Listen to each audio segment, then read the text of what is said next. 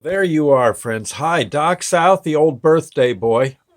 Older than dirt. Oh my gosh. Woo. 74.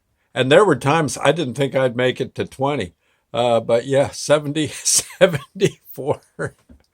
And I guess, woo, well, I'm grateful. Yeah. But I sure am getting old. Holy moly.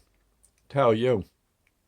I was just trying to think back. A lot of times this happens on my birthday. I try to think back to some of my earliest memories, and whew, about as far back as I can pick up. I would say I remember my parents moved. I must have been about 1 or 2 years old when my parents moved into Mine Hill, New Jersey, from Brooklyn. My father was stationed at, I think, Floyd Bennett Field, flying Corsairs. And when the war, and I think he stayed a bit till the war was over and then got himself a job and eventually wound up, he and mom moving to Mine Hill with moi. I swear, I don't know if, I don't honestly see how this could be true, but I remember being in a baby carriage and people looking in on me.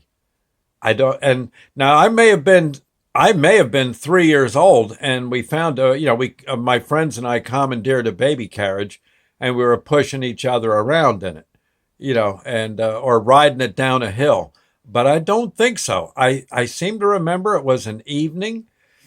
Uh, it was like dusk. It was starting to get dark, and I remember people looking in at me, and just saying hi and stuff, that coochie coochie coo stuff people do. And and and there you are. And I think I may have sat up in the carriage, so I would have been a toddler at that point, probably just somehow snuck into the carriage. And the house across the street from my parents, on the roof, there was some kind of spirit. There was some kind of ghost.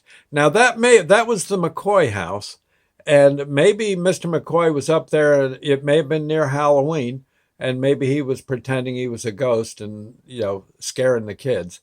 I don't know, but I do believe there was something dancing around on the McCoy's roof, and I don't think it was human.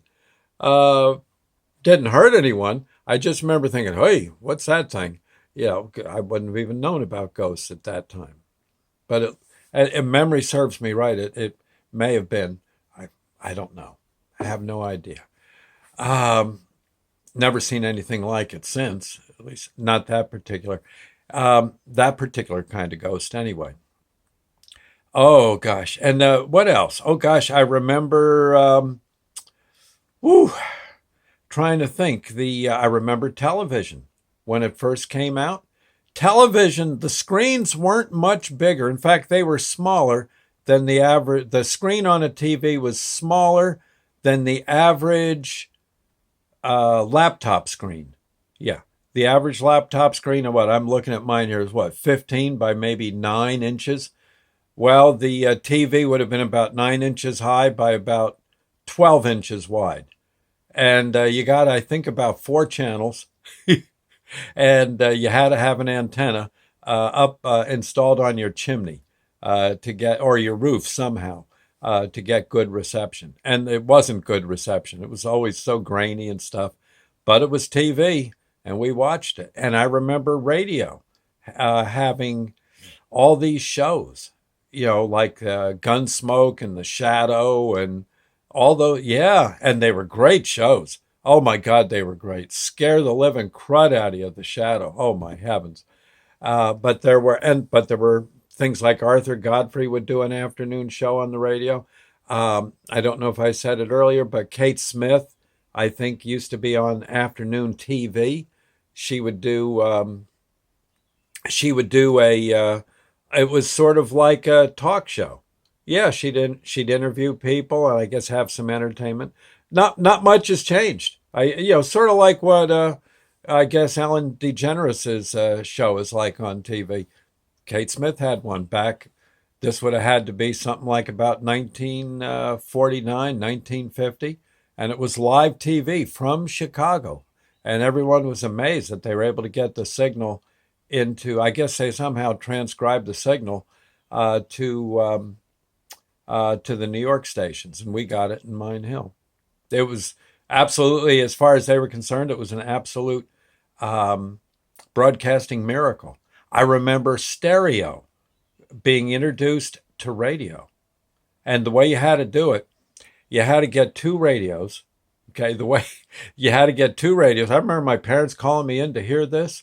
Uh, it, at that point, we were living in Elizabeth, New Jersey at that point, and you had to get two radios. You put one on the left, one on the right, turned them on to the same, no, to two separate stations, I believe. Yeah, it was two separate stations.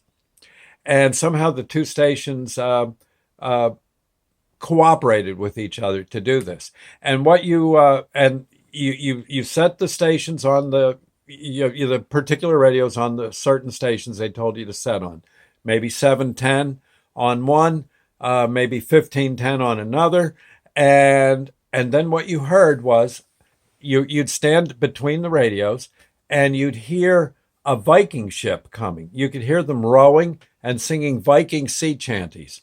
Yeah, yeah, and it was almost like opera guys, but you could hear rowing and the ocean, and you could hear the ocean in the right speaker, the right radio, and the left radio. But then you also heard all of a sudden rowing and the boat coming closer and the guy singing.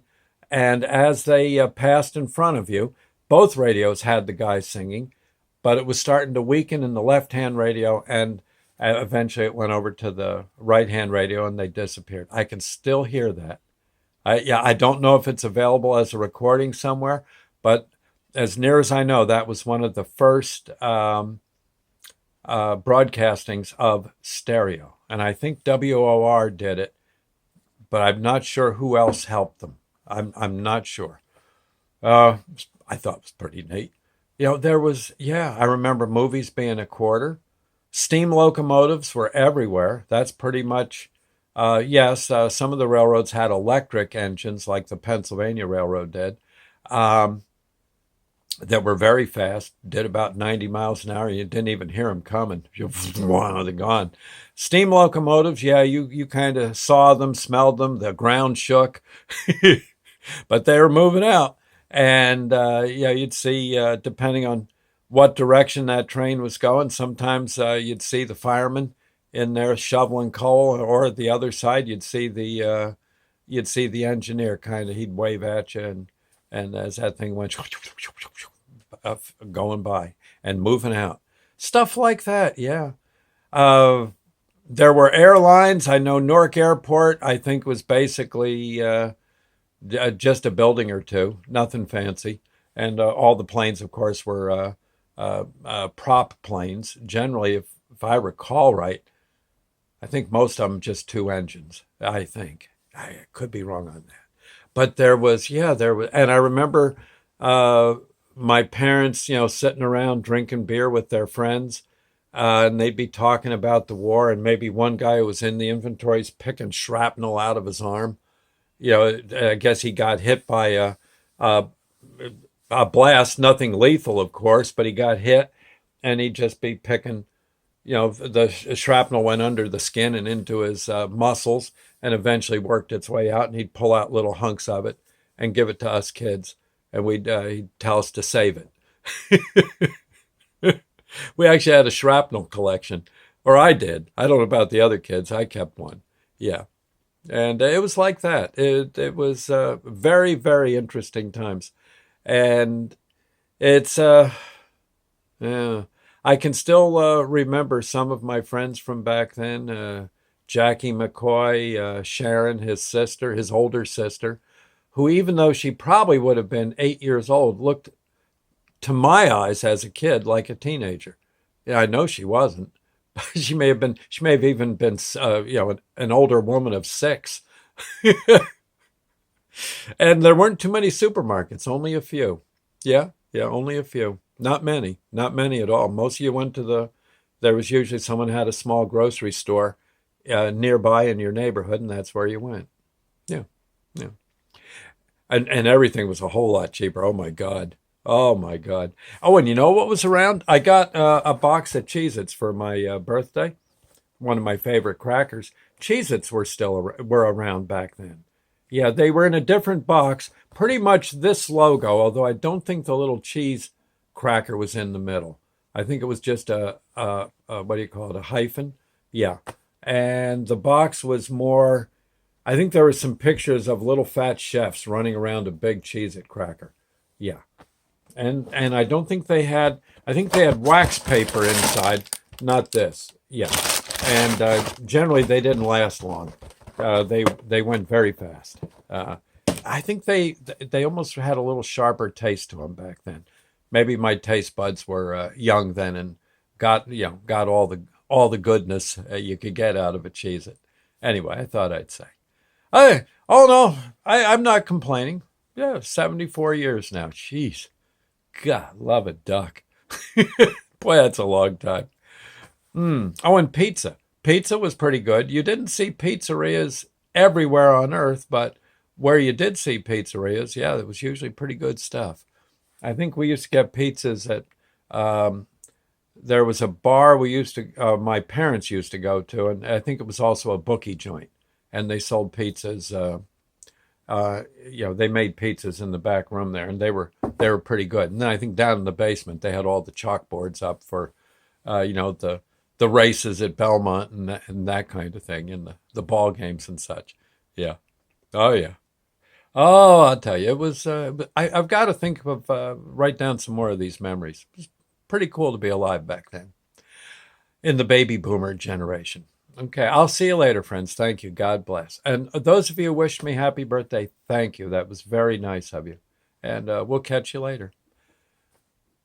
You know what? Lord's Prayer moment. Our Father who art in heaven, hallowed be thy name. Thy kingdom come, thy will be done on earth as it is in heaven. Give us this day our daily bread, and forgive us our trespasses, as we forgive those who trespass against us. Lead us not into temptation, but deliver us from evil. For thine is the kingdom, the power, and the glory forever. So be it. We'll see you later, friends. Thank you. Bye now. God bless.